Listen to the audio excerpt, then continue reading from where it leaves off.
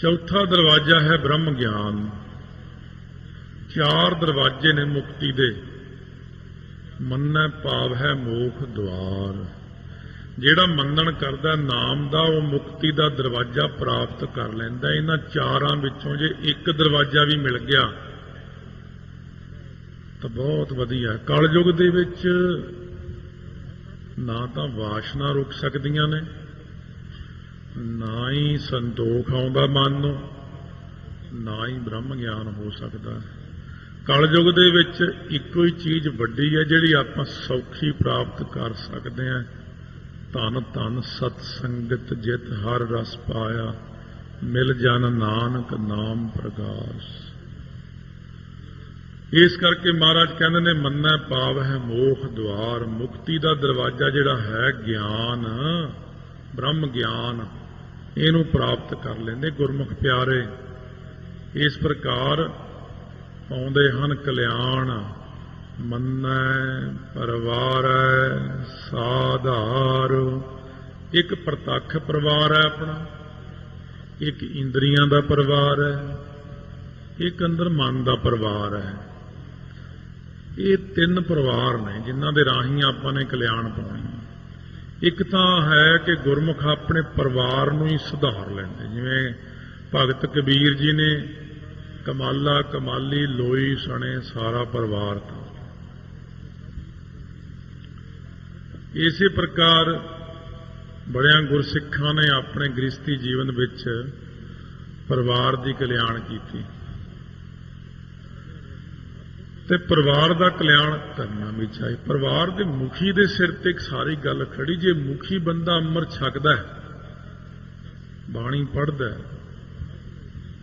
ਫਿਰ ਉਹ ਕਲਿਆਣ ਦਾ ਹੱਕਦਾਰ ਹੋ ਜਾਂਦਾ।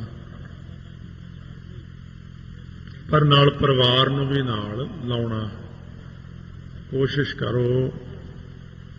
ਅੱਗੇ ਤਾਂ ਉਹਨਾਂ ਦੇ ਕਰਮ ਹੁੰਦੇ ਨੇ, ਬੱਚਿਆਂ ਦੇ, ਰਿਸ਼ਤੇਦਾਰਾਂ ਦੇ।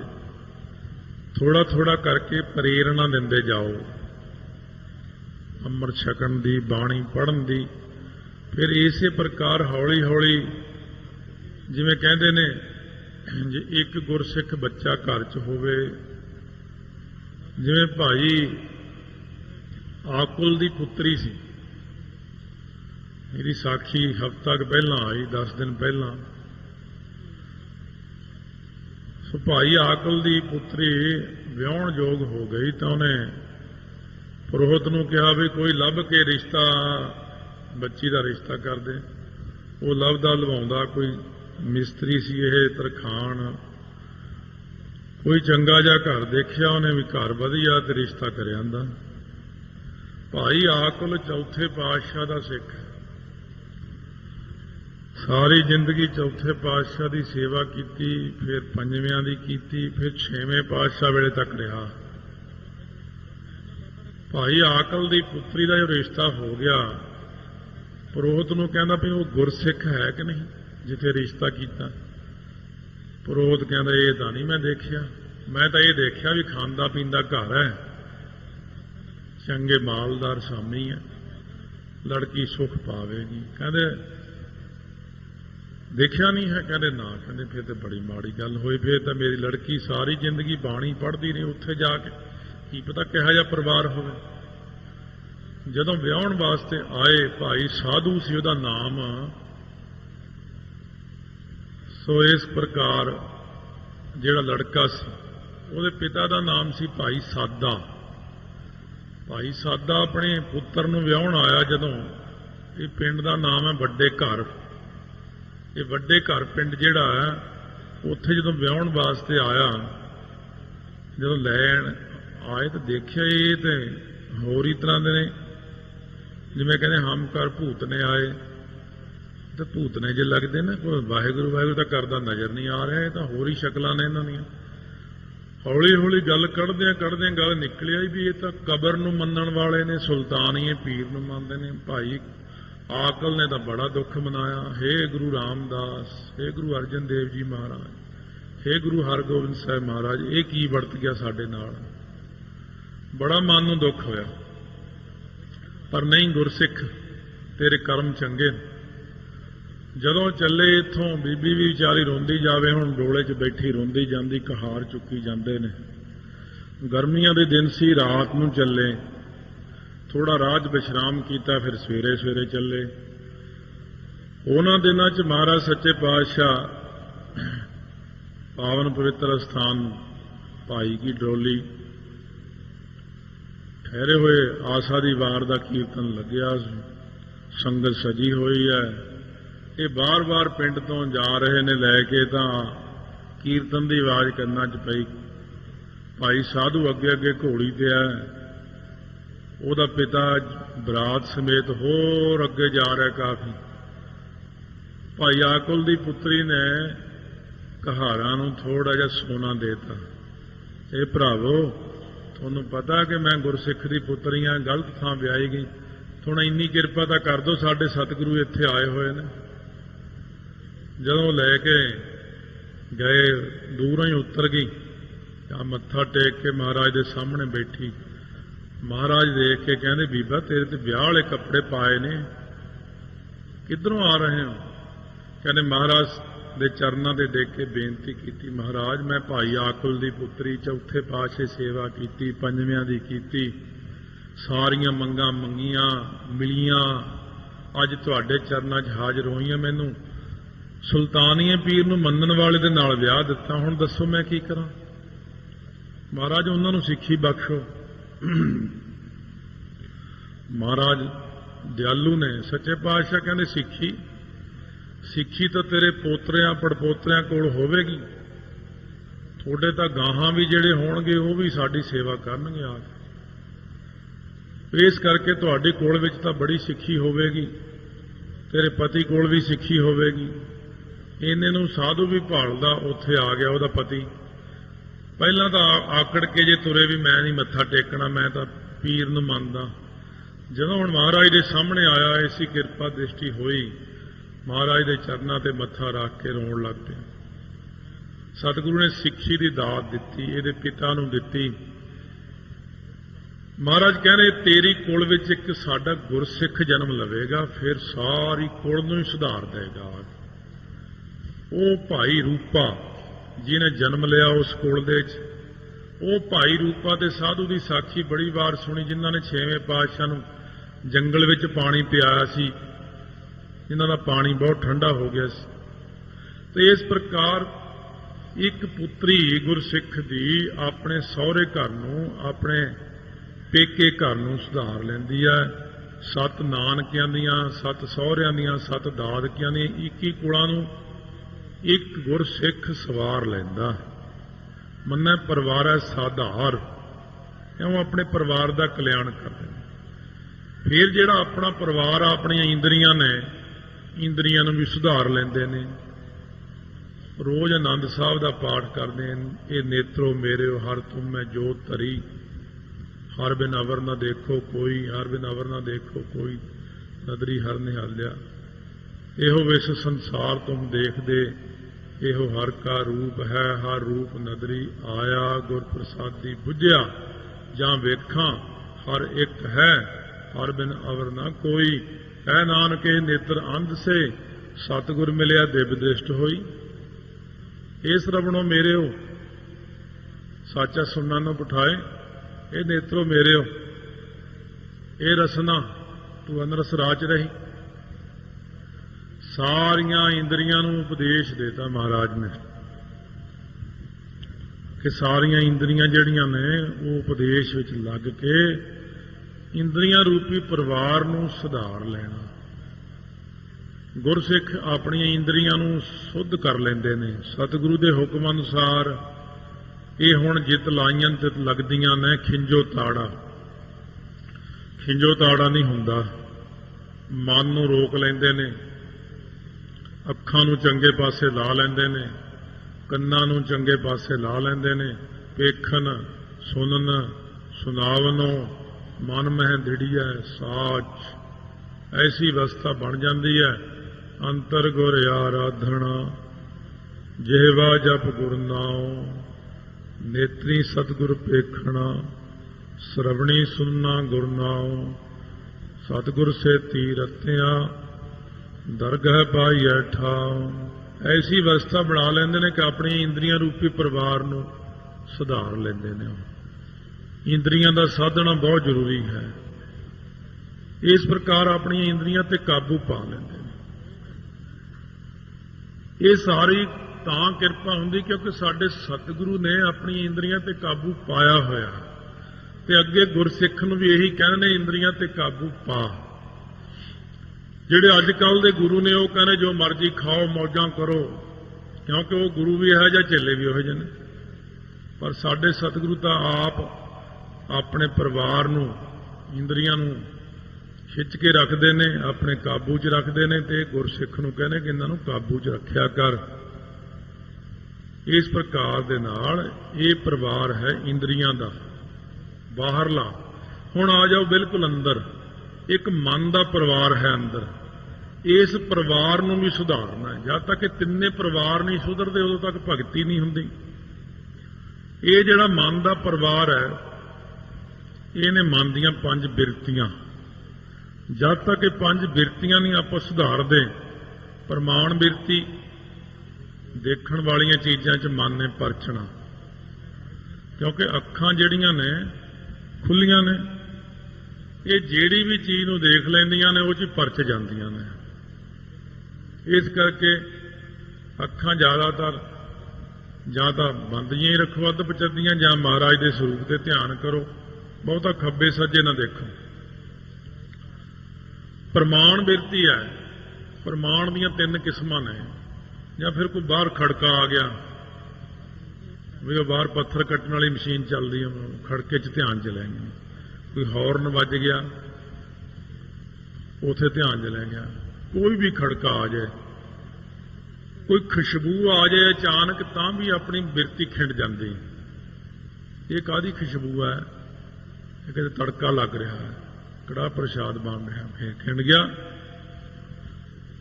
ਇਸ ਤਰ੍ਹਾਂ ਕਰਨ ਦੇ ਨਾਲ ਜਾਂ ਕਿਤੇ ਬੈਠੇ ਬੈਠੇ ਦੂਰੋਂ ਕਿਤੇ ਧੂਆਂ ਦੇਖ ਗਿਆ, ਐਂ ਪ੍ਰਤੀਤ ਹੁੰਦਾ ਕਿਤੇ ਅੱਗ ਲੱਗ ਗਈ। ਕਿਉਂ? ਮਨ ਦੀ ਪਰਿਵਾਰ ਦੀ ਇਹ ਇੱਕ ਬਿਰਤੀ ਦੀਆਂ 3 ਕਿਸਮਾਂ ਨੇ ਜਿਹੜੀਆਂ ਵੱਖੋ ਵੱਖਰੇ ਢੰਗ ਨਾਲ ਖਿੰਡ ਜਾਂਦੀਆਂ ਨੇ। ਪ੍ਰਮਾਣ ਬਿਰਤੀ ਕਹਿੰਦੇ ਨੇ ਇਹਨੂੰ।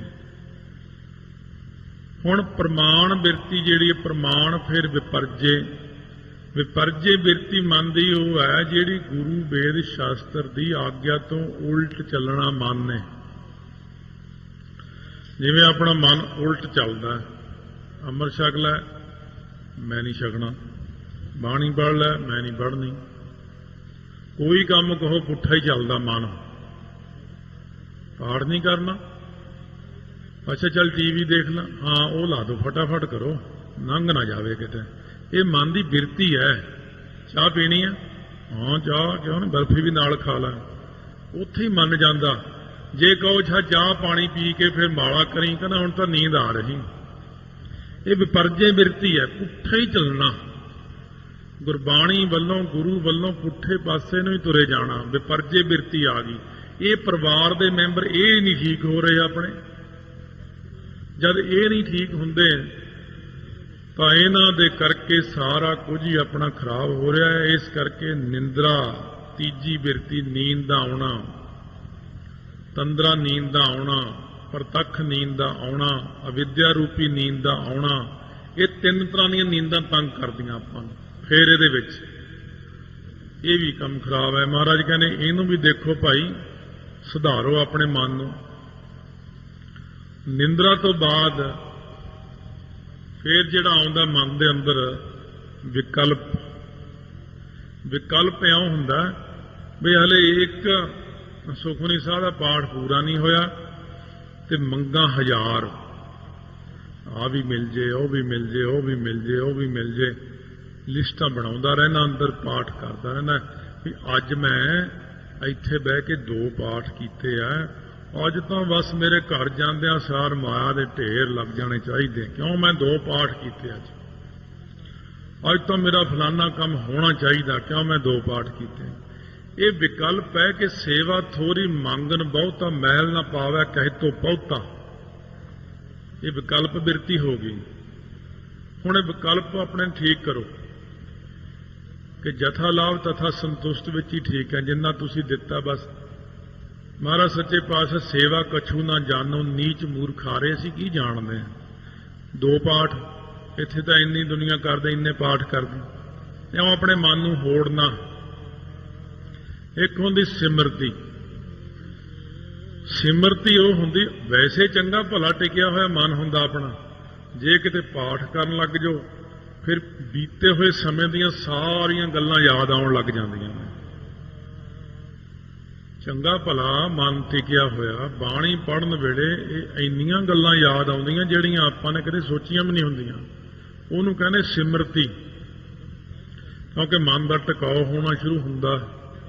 ਜਿਉਂ ਹੀ ਮਨ ਦੀ ਇਕਾਗਰਤਾ ਹੁੰਦੀ, ਇਕਾਗਰਤਾ ਵਿੱਚੋਂ ਬਹੁਤ ਕੁਝ ਨਿਕਲਦਾ, ਉਹਦੇ ਕਰਕੇ ਆਪਾਂ ਪਰੇਸ਼ਾਨ ਹੋ ਜਾਂਦੇ। ਮਹਾਰਾਜ ਕਹਿੰਦੇ ਆਪਣੇ ਮਨ ਦੇ ਪਰਿਵਾਰ ਦੇ ਇਹ 5 ਅੰਦਰ ਵੀ ਮੈਂਬਰ ਨੇ, ਇਹਨਾਂ ਦਾ ਵੀ ਖਿਆਲ ਕਰ ਲਓ ਕਿ ਇਹਨਾਂ ਨੂੰ ਕਿਵੇਂ ਸੁਧਾਰਨਾ। ਸੌਖਾ ਤਰੀਕਾ ਤਾਂ ਉਹੀ ਹੈ ਕਿ ਗਾਵੀ ਆ, ਸੁਣੀ ਆ, ਮਨ ਰੱਖੀ ਆ, ਭਾਓ। ਸਭ ਤੋਂ ਸੌਖਾ ਤਰੀਕਾ ਇੱਕ ਤਾਂ ਗੁਰਸਿੱਖ ਆਪਣੇ ਪ੍ਰਤੱਖ ਪਰਿਵਾਰ ਨੂੰ ਸੁਧਾਰਦਾ ਹੈ, ਆਪਣੀਆਂ ਕੁਲਾਂ ਨੂੰ ਸੁਧਾਰਦਾ ਹੈ, ਤੇ ਇੱਕ ਉਹ ਆਪਣੇ ਸਰੀਰ ਨੂੰ ਸੁਧਾਰਦਾ ਹੈ, ਇੱਕ ਉਹ ਅੰਦਰਲੇ ਪਰਿਵਾਰ ਨੂੰ ਸੁਧਾਰਦਾ ਹੈ। ਸਤ ਸੰਤੋਖ ਦਇਆ ਧਰਮ ਵਿਚਾਰ ਸ਼ੁਭ ਗੁਣਾਂ ਨੂੰ ਸੁਧਾਰਦਾ ਅੰਦਰ, ਤੇ ਔਗੁਣਾਂ ਨੂੰ ਬਾਹਰ ਕੱਢਦਾ। ਇਸ ਤਰ੍ਹਾਂ ਗੁਰਸਿੱਖ ਆਪ ਸ਼ੁੱਧ ਹੁੰਦਾ, ਦੂਜਿਆਂ ਨੂੰ ਸ਼ੁੱਧ ਕਰਦਾ। ਮੰਨੈ ਤਰੈ ਤਾਰੇ ਗੁਰ ਸਿੱਖ। ਪਹਿਲਾਂ ਤਾਂ ਗੁਰ ਨੂੰ ਲਓ, ਕਿਉਂ ਜਿਹੜੇ ਸਤਿਗੁਰੂ ਜੀ ਨੇ ਇਹ ਆਪ ਪਹਿਲਾਂ ਬਾਣੀ ਦਾ ਮੰਨਣ ਕਰਦੇ ਨੇ, ਆਪ ਪਹਿਲਾਂ ਤਰਦੇ ਨੇ। ਸੋ ਇਸ ਕਰਕੇ ਭਾਰੀ ਕਰੀ ਤਪੱਸਿਆ, ਵੱਡੇ ਭਾਗ ਹਰਿ ਸਿਉ ਬਣ ਆਈ। ਭਾਈ ਗੁਰਦਾਸ ਜੀ ਗੁਰੂ ਨਾਨਕ ਦੇਵ ਜੀ ਬਾਰੇ ਲਿਖਦੇ ਨੇ, ਗੁਰੂ ਨਾਨਕ ਦੇਵ ਜੀ ਨੇ ਪਹਿਲਾਂ ਆਪ ਤਪੱਸਿਆ ਕੀਤੀ, ਫਿਰ 10ਵੇਂ ਪਾਤਸ਼ਾਹ ਕਹਿੰਦੇ ਨੇ ਇਹ ਵਿਦ ਕਰਤ ਤਪੱਸਿਆ ਭਇਓ ਦਵੈ ਤੇ ਏਕ ਰੂਪ ਹੋਏ ਗਇਓ। ਸਤਿਗੁਰੂ ਨੇ ਪਹਿਲਾਂ ਆਪ ਖੁਦ ਸੁਣਨਾ ਕੀਤਾ, ਉਹਦਾ ਮੰਨਣ ਕੀਤਾ, ਉਹਦੀ ਕਮਾਈ ਕੀਤੀ, ਫਿਰ ਆਪ ਤਰਕੇ ਜਦ ਦਵੈ ਤੇ ਏਕ ਰੂਪ ਹੋਏ ਗਏ ਦੀ ਅਵਸਥਾ ਚਲੇ ਗਏ ਤਾਂ ਆਪਾਂ ਨੂੰ ਤਾਰਨ ਵਾਸਤੇ ਅਵਤਾਰ ਧਾਰਿਆ। ਪਹਿਲਾਂ ਤਾਂ ਗੁਰੂ ਸਾਹਿਬ ਜੀ ਆਪ ਤਰਦੇ ਨੇ ਮੰਨਣ ਕਰਕੇ। ਵੈਸੇ ਵਾਸਤਵ ਵਿੱਚ ਤਾਂ ਸਾਰਾ ਉਹਨਾਂ ਦਾ ਦਿਖਾਵਾ ਹੀ ਹੈ, ਉਹ ਤਾਂ ਤਰੇ ਹੀ ਹੋਏ ਨੇ, ਉਹਨਾਂ ਨੂੰ ਕੁਛ ਲੋੜ ਨਹੀਂ, ਪਰ ਸਾਨੂੰ ਕਰਕੇ ਦਿਖਾਉਂਦੇ ਨੇ। ਇਸ ਕਰਕੇ ਫਿਰ ਜਿਹੜੇ ਗੁਰਸਿੱਖ ਨੇ ਮੰਨੈ ਤਰੈ ਤਾਰੇ ਗੁਰਸਿੱਖ, ਫਿਰ ਗੁਰਸਿੱਖ ਆਪ ਮੰਨਣ ਕਰਦੇ ਨੇ। ਗੁਰੂ ਦੀ ਸਿੱਖਿਆ ਨੂੰ ਸੁਣ ਕੇ ਗੁਰਾ ਇੱਕ ਦੇਹ ਬੁਝਾਈ, ਸਭਨਾ ਜੀਆਂ ਕਾ ਇੱਕ ਦਾਤਾ ਸੋ ਮੈਂ ਵਿਸਰ ਨਾ ਜਾਈ। ਗੁਰਸਿੱਖ ਆਪ ਤਰਦਾ ਤੇ ਦੂਸਰੇ ਗੁਰਸਿੱਖ ਨੂੰ ਗੁਰੂ ਦੀ ਸਿੱਖਿਆ ਸੁਣਾਉਂਦਾ ਹੈ, ਉਹਨੂੰ ਸੁਣਾ ਕੇ ਫਿਰ ਉਹ ਤਾਰੇ। ਤਰੈ ਤਾਂ ਆਪ ਇਕੱਲਾ ਤਰਦਾ, ਫਿਰ ਤਾਰੇ ਪਰਿਵਾਰ ਨੂੰ ਤੇ ਸਣੇ ਸੰਗਤ ਨੂੰ ਤੇ ਸਣੇ ਸਾਰਿਆਂ ਨੂੰ ਹੀ ਤਾਰ ਲੈਂਦਾ। ਇੱਕ ਜਾਣਾ ਬਹੁਤ ਹੁੰਦਾ, ਸਾਰਿਆਂ ਨੂੰ ਤਾਰਨ ਲਈ ਗੁਰਸਿੱਖ ਕਹਿੰਦੇ ਮਹਾਰਾਜ ਦੀ ਕਿਰਪਾ ਨਾਲ ਗੁਰਮੁਖ ਕੋਟ ਉਧਾਰ ਦਾ ਭਾਈ ਦੇ ਨਾਮ ਹੈ ਏਕ ਕਣੀ। ਜਿਵੇਂ ਭਾਈ ਬਿਧੀ ਚੰਦ ਜੀ ਮੱਝਾਂ ਵਗੈਰਾ ਪਹਿਲਾਂ ਚੋਰੀ ਕਰ ਦਿੰਦੇ, ਫਿਰ ਭਾਈ ਅਦਲੀ ਦੀ ਪ੍ਰਾਪਤੀ ਹੋਈ, ਮਿਲੇ ਅਦਲੀ ਭਾਈ, ਉਹਨਾਂ ਨੇ ਸਿੱਖਿਆ ਦਿੱਤੀ, ਉਹਨਾਂ ਨੇ ਭਾਈ ਬਿਧੀ ਚੰਦ ਨੂੰ 5ਵੇਂ ਪਾਤਸ਼ਾਹ ਕੋਲ ਲਿਆਂਦਾ, ਤਾਰਿਆ। ਸੋ ਜਦੋਂ ਗੁਜਰਾਤ ਦੇ ਦਿਓ ਨਗਰ ਵਿੱਚੋਂ ਸੰਗਤ ਆਈ ਕਿ ਮਹਾਰਾਜ ਤੁਸੀਂ ਉੱਥੇ ਚੱਲੋ, ਕਾਰ ਭੇਟਾ ਵੀ ਨਾਲ ਲੈ ਕੇ ਆਓ, ਨਾਲ ਚਰਨ ਪਾਓ। ਮਹਾਰਾਜ ਕਹਿੰਦੇ ਹੁਣ ਕੰਮ ਹੈ, ਅਸੀਂ ਆਪਣੇ ਥਾਂ ਭਾਈ ਬਿਧੀ ਚੰਦ ਨੂੰ ਭੇਜਦੇ। ਭਾਈ ਬਿਧੀ ਚੰਦ ਜੀ ਉੱਥੇ ਗਏ, ਬ੍ਰਹਮ ਗਿਆਨ ਦੇ ਸੰਯੁਕਤ। ਉੱਥੇ ਇੱਕ ਸੁੱਕਿਆ ਹੋਇਆ ਦਰਖਤ ਸੀ, ਬਾਗ 'ਚ ਉਹਦੇ ਥੱਲੇ ਬੈਠ ਗਏ। ਬਾਗ ਹਰਾ ਭਰਾ ਹੋ ਗਿਆ, ਲੋਕ ਮੰਨਣ ਲੱਗ ਪਏ। ਇਹਨਾਂ ਨੂੰ ਉੱਥੇ ਜਿਹੜਾ ਸੁੰਦਰ ਸ਼ਾਹ ਫਕੀਰ ਸੀ, ਉਹਨੂੰ ਥੋੜਾ ਜਿਹਾ ਔਖਿਆਈ ਹੋਈ ਕਿ ਇਹ ਤਾਂ ਲੋਕ ਉਧਰ ਜਾਣ ਲੱਗ ਪਏ, ਮੇਰੀ ਮੰਨਤਾ ਘਟ ਗਈ। ਉਹਨੇ ਭਾਈ ਬਿਧੀ ਚੰਦ ਨੂੰ ਇਹ ਦਿਖਾਉਣ ਵਾਸਤੇ ਕਿ ਮੇਰੇ ਅੰਦਰ ਬੜੀ ਅਥਾਹ ਸ਼ਕਤੀ ਹੈ, ਸ਼ੇਰ ਦੀ ਸਵਾਰੀ ਕਰਦਾ ਹੋਇਆ ਪਹੁੰਚ ਗਿਆ। ਸ਼ੇਰ ਦੇ ਉੱਤੇ ਬੈਠਾ, ਗਊਆਂ ਚਾਰਦਾ। ਭਾਈ ਬਿਧੀ ਚੰਦ ਦੇ ਜਦੋਂ ਕੋਲ ਆਇਆ ਉਹਨੇ ਸੋਚਿਆ ਭਾਈ ਬਿਧੀ ਚੰਦ ਡਰ ਕੇ ਜਾਂ ਤਾਂ ਦੌੜ ਜਾਏਗਾ ਤੇ ਜਾਂ ਮੇਰੀ ਈਨ ਮੰਨ ਲਏਗਾ। ਉਲਟ ਕੰਮ ਹੋਇਆ। ਜਦੋਂ ਆ ਕੇ ਸ਼ੇਰ ਨੇ ਭਾਈ ਬਿਧੀ ਚੰਦ ਦੇ ਚਰਨ ਚੱਟਣੇ ਸ਼ੁਰੂ ਕਰ ਦਿੱਤੇ ਤਾਂ ਸ਼ੇਰ ਪੱਥਰ ਬਣ ਗਿਆ। ਉੱਥੇ ਸੁੰਦਰ ਸਾਹ ਫਕੀਰ ਖੜਾ ਹੋ ਕੇ ਤੇ ਚਰਨਾਂ ਤੇ ਲੰਮਾ ਪੈ ਗਿਆ। ਸ਼ੇਰ ਦੇ ਕਹਿੰਦਾ ਮਹਾਰਾਜ ਸ਼ੇਰ ਦੀ ਕਲਿਆਣ ਕਰੋ। ਭਾਈ ਬਿਧੀ ਚੰਦ ਨੇ ਜਲ ਲੈ ਕੇ ਸ਼ੇਰ ਦੇ ਉੱਪਰ ਛਿੱਟਾ ਮਾਰਿਆ, ਵਾਹਿਗੁਰੂ ਕਹਿ ਕੇ ਸ਼ੇਰ ਦੀ ਜੂਨੀ ਛੁੱਟ ਗਈ, ਉਹਦੇ ਵਿੱਚੋਂ ਪ੍ਰਕਾਸ਼ ਨਿਕਲਿਆ। ਕਹਿੰਦੇ ਕੌਣ ਹੈ ਤੂੰ? ਕਹਿੰਦੇ ਮੈਂ ਬੜਾ ਪੁਰਾਣੇ ਸਮੇਂ ਦੇ ਵਿੱਚ ਸਵਰਗਾਂ ਦੇ ਵਿੱਚ ਬ੍ਰਹਸਪਤੀ ਦੀ ਬੇਅਦਬੀ ਕਰਤੀ, ਉਹ ਆਇਆ ਤੇ ਮੈਂ ਉੱਠ ਕੇ ਖੜਾ ਨਾ ਹੋਇਆ, ਮੈਂ ਗੰਧਰਵ ਸੀ। ਕਹਿੰਦੇ ਓਏ ਕਿਵੇਂ ਸ਼ੇਰ ਵਾਂਗੂ ਝਾਕਦਾ, ਜਾ ਕੇ ਸ਼ੇਰ ਦੀ ਜੂਨੀ 'ਚ ਪੈ। ਕਹਿੰਦੇ ਫੇਰ ਮੇਰਾ ਦਿਲ ਘਬਰਾ ਗਿਆ ਵੀ ਸ਼ੇਰ ਦੀ ਜੂਨੀ 'ਚ ਹੁਣ ਤੇ ਮਾੜੀ ਗੱਲ ਹੋਈ। ਕਹਿੰਦੇ ਮੈਂ ਉਹਨਾਂ ਨੂੰ ਪੁੱਛਿਆ ਸੀ ਮੈਨੂੰ ਕੌਣ ਤਾਰੇਗਾ ਫਿਰ ਮਹਾਰਾਜ, ਹੁਣ ਮੇਰੀ ਕਲਿਆਣ ਕਿਵੇਂ ਹੋਵੇਗੀ? ਤਾਂ ਬ੍ਰਹਸਪਤੀ ਨੇ ਮੈਨੂੰ ਇਹ ਕਿਹਾ ਸੀ ਜਦੋਂ ਅਕਾਲ ਪੁਰਖ 6ਵੇਂ ਰੂਪ ਵਿੱਚ ਆਉਣਗੇ ਉਹਨਾਂ ਦਾ ਇੱਕ ਸਿੱਖ ਭਾਈ ਬਿਧੀ ਚੰਦ ਆਵੇਗਾ। ਦੇਖ ਲਓ ਲੱਖਾਂ ਬਰਸ ਪਹਿਲਾਂ ਨਾਮ ਦੱਸਦਾ ਉਹਨੇ। ਭਾਈ ਬਿਧੀ ਚੰਦ ਆਵੇਗਾ, ਤੂੰ ਉਹਦੇ ਚਰਨ ਚੱਟਣੇ ਨੇ। ਹੁਣ ਤਾਂ ਤੂੰ ਉੱਠ ਕੇ ਖੜਾ ਨਹੀਂ ਨਾ ਹੋਇਆ, ਚਰਨ ਚੱਟੇਗਾ ਗੁਰਸਿੱਖ ਦੇ ਤਾਂ ਤੇਰਾ ਭਲਾ ਹੋਇਆ। ਸੋ ਭਾਈ ਬਿਧੀ ਚੰਦ ਜੀ ਮੇਰਾ ਹੁਣ ਭਲਾ ਹੋ ਗਿਆ, ਮੈਂ ਮੱਥਾ ਟੇਕਦਾ। ਸੁੰਦਰ ਸ਼ਾਹ ਫਕੀਰ ਕਹਿਣ ਲੱਗਿਆ ਧੰਨ ਹੋ ਮਹਾਰਾਜ, ਤੁਸੀਂ ਗੁਰਸਿੱਖੋ ਧੰਨ ਹੋ, ਆਪ ਤਰਦੇ ਹੋ ਦੂਜਿਆਂ ਨੂੰ ਤਾਰਦੇ ਹੋ। ਸੁੰਦਰ ਸ਼ਾਹ ਫਕੀਰ ਨਾਲ ਬੜੀ ਆਪਸ ਵਿੱਚ ਵਿਚਾਰਾਂ ਹੋਈਆਂ। ਭਾਈ ਸਾਹਿਬ ਨੇ ਉਹਦੀ ਜਿਹੜੀ ਮਾੜੀ ਮੋਟੀ ਹੰਗਤਾ ਸੀ ਦੂਰ ਕਰਤੀ। ਕਹਿਣ ਲੱਗਿਆ ਭਾਈ ਸਾਹਿਬ ਫਿਰ ਅੰਤਮ ਸਮੇਂ, ਕਹਿੰਦੇ ਭਾਈ ਸਾਹਿਬ ਕਹਿੰਦੇ ਅੰਤਮ ਸਮਾਂ ਮੇਰਾ ਤੇ ਤੇਰਾ ਇੱਕੋ ਹੀ ਵਕਤ ਹੈ ਦੋਵਾਂ ਦਾ। ਜਦੋਂ ਮੇਰਾ ਅੰਤਮ ਸਮਾਂ ਆਵੇਗਾ ਮੈਂ ਇੱਥੇ ਆਵਾਂਗਾ ਦਿਓ ਨਗਰ, ਉਦੋਂ ਮੈਂ ਆ ਕੇ ਇੱਥੇ ਸਰੀਰ ਤਿਆਗਾਂਗਾ, ਆਪਾਂ ਇਕੱਠੇ ਸੱਚਖੰਡ ਨੂੰ ਚੱਲਾਂਗੇ। ਇਉਂ ਭਾਈ ਅਦਲੀ ਨੇ ਤਾਰਿਆ ਭਾਈ ਬਿਧੀ ਚੰਦ ਨੂੰ, ਭਾਈ ਬਿਧੀ ਚੰਦ ਨੇ ਤਾਰਿਆ ਅੱਗੇ ਸ਼ੇਰ ਨੂੰ ਤੇ ਲੱਖਾਂ ਗੁਰਸਿੱਖਾਂ ਨੂੰ, ਤੇ ਅੱਗੇ ਸੁੰਦਰ ਸ਼ਾਹ ਵਰਗੇ ਫਕੀਰਾਂ ਨੂੰ ਮੰਨਣਾ। ਜਿਹੜਾ ਗੁਰਸਿੱਖ ਆਪ ਬਾਣੀ ਮੰਨਦਾ, ਮੰਨ ਕੇ ਕਮਾਉਂਦਾ, ਉਹ ਦੂਜਿਆਂ ਨੂੰ ਵੀ ਮੰਨਣ ਲਾਉਂਦਾ, ਦੂਜਿਆਂ ਨੂੰ ਵੀ ਕਹਿੰਦਾ ਤੁਸੀਂ ਵੀ ਜਪੋ, ਤੁਸੀਂ ਵੀ ਇਉਂ ਕਰੋ, ਤਰੈ ਫਿਰ ਦੂਜਿਆਂ ਨੂੰ ਵੀ ਤਾਰਦਾ। ਗੁਰੂ ਦੀ ਸਿੱਖਿਆ ਹੋਰਨਾਂ ਨੂੰ ਵੀ ਸੁਣਾਉਂਦਾ, ਉਹਨਾਂ ਨੂੰ ਵੀ ਤਾਰਦਾ। 21 ਕੁਲਾਂ ਤਰਦੀਆਂ ਨੇ, ਪਰਿਵਾਰ ਤਰਦੇ ਨੇ। ਕੁੱਲ ਉਧਾਰ ਹੈ ਆਪਣਾ, ਦਰਗ ਹੈ ਭਾਵ ਹੈ ਮਾਣ। ਦਰਗਾਹ ਵਿੱਚ ਵੀ ਮਾਣ ਆਦਰ ਪ੍ਰਾਪਤ ਕਰਦੇ ਨੇ। ਸੋ ਇਸ ਕਰਕੇ ਜਿਨ੍ਹਾਂ ਨੇ ਵੀ ਗੁਰੂ ਦੀ ਸਿੱਖਿਆ ਨੂੰ ਮੰਨਿਆ ਹੈ ਉਹਨਾਂ ਨੇ ਹੀ ਸੰਸਾਰ ਚੋਂ ਕਲਿਆਣ ਪ੍ਰਾਪਤ ਕੀਤੀ। ਮੰਨੈ ਨਾਨਕ ਭਵਹਿ ਨਾ ਭਿੱਖ, ਭਿੱਖ ਹੁੰਦੀ ਭਿੱਖਿਆ ਮੰਗਣੀ, ਭਵਹਿ ਤੁਰੇ ਫਿਰਨਾ। ਗੁਰਸਿੱਖ ਜਿਹੜੇ ਨਾਮ ਜਪਣ ਵਾਲੇ ਨੇ, ਕੋਈ ਵੀ ਦੁਨੀਆ 'ਚ ਨਾਮ ਜਪਦਾ ਉਹ ਥਾਂ ਥਾਂ ਭੀਖ ਨਹੀਂ ਮੰਗਦਾ ਫਿਰਦਾ ਪਹਿਲਾਂ। ਦੂਜੇ ਨੰਬਰ ਤੇ ਥਾਂ ਥਾਂ ਤੇ ਨਹੀਂ ਭਟਕਦਾ ਫਿਰਦਾ, ਉਹ ਕਦੇ ਉੱਥੇ ਚਲਿਆ ਗਿਆ ਉੱਥੇ ਮੱਥਾ ਟੇਕਤਾ, ਕਦੇ ਉੱਥੇ ਮੱਥਾ। ਇੱਕ ਭਿੱਖ ਹੁੰਦਾ ਭੇਖ ਧਾਰਨ ਕਰਨਾ। ਸੋ ਜਿਵੇਂ ਇਸੇ ਪ੍ਰਕਾਰ ਆਪਣੇ ਆਪ ਨੂੰ ਇੱਕ ਬਹੁਤ ਸਾਧੂ ਕਹਾਉਂਦਾ ਸੀਗਾ, ਤਾਂ ਉਹ ਰਾਏਪੁਰ ਦਾ ਸਾਧੂ ਸੀ। ਉਹ ਬਾਬਾ ਅਤਰ ਸਿੰਘ ਜੀ ਮਸਤੂਆਣਾ ਕੋਲ ਆ ਕੇ ਉਹਨੇ ਸੋਚਿਆ ਵੀ ਇਹਨਾਂ ਨੇ ਮਾਇਆ ਦਾ ਤਿਆਗ ਕਿਵੇਂ ਕੀਤਾ ਹੋਣਾ। ਬਾਬਾ ਜੀ ਦੇ ਉੱਪਰ ਇੱਕ ਬੜੀ ਸੋਹਣੀ ਲੋਈ ਸੀ, ਉਹ ਮਹਾਰਾਣੀ ਪਟਿਆਲਾ ਸੀ ਉਦੋਂ, ਉਹਨਾਂ ਨੇ ਜਾ ਕੇ ਭੇਟਾ ਕੀਤੀ, ਉਹ ਵੀ ਲਾਗੇ ਬੈਠੇ ਸੀ। ਸਾਧੂ ਦੇ ਮਨ 'ਚ ਸੰਕਲਪ ਆਇਆ ਵੀ ਨਾਮਦੇਵ ਕਰਕੇ ਸ਼ਾਇਦ ਉਹਦਾ ਨਾਮ ਸੀ। ਕਹਿੰਦਾ ਬਾਬਾ ਜੀ ਤੁਸੀਂ ਮਾਇਆ ਕਿਵੇਂ ਤਿਆਗ ਦਿੱਤੀ? ਬਾਬਾ ਜੀ ਕਹਿੰਦੇ ਕਿਉਂਕਿ ਸਾਧੂ ਨੇ ਮਨ 'ਚ ਸੰਕਲਪ ਕਰ ਲਿਆ ਵੀ ਜਿਹੜੀ ਲੋਈ ਬਾਬਾ ਜੀ ਨੂੰ ਮਿਲੀ ਆ ਨਾ, ਕਿਤੇ ਮੈਨੂੰ ਮਿਲ ਜਾਂਦੀ ਚੰਗਾ ਸੀ। ਬਾਬਾ ਜੀ ਨੇ ਉੱਪਰੋਂ ਲੋਈ ਲਾ ਕੇ ਸਾਧੂ ਨੂੰ ਦੇਤੀ, ਕਹਿੰਦੇ ਇਉਂ ਤਿਆਗ ਦਿੱਤੀ। ਨਹੀਂ ਰੱਖੋ ਰੱਖੋ, ਕਹਿੰਦੇ ਫਿਰ ਸੰਕਲਪ ਕਿਉਂ ਕੀਤਾ ਮਨ 'ਚ? ਕਹਿੰਦੇ ਜਿਵੇਂ ਲੋਈ ਤਿਆਗਤੀ ਇਉਂ ਹੀ ਅਸੀਂ ਮਾਇਆ ਤਿਆਗ ਦਿੱਤੀ। ਕਹਿੰਦੇ ਮਹਾਰਾਜ ਫਿਰ ਮੈਨੂੰ ਦੱਸੋ ਮੇਰਾ ਕਲਿਆਣ ਕਿਵੇਂ ਹੋਵੇ, ਮੈਂ ਕਿਹੜਾ ਭੇਖ ਧਾਰਨ ਕਰਾਂ? ਬਾਬਾ ਜੀ ਕਹਿਣ ਲੱਗੇ ਭਾਈ ਭੇਖ ਕੋਈ ਧਾਰਨ ਕਰਨ ਦੀ ਲੋੜ ਨਹੀਂ ਪੈਂਦੀ ਬੰਦੇ ਨੂੰ।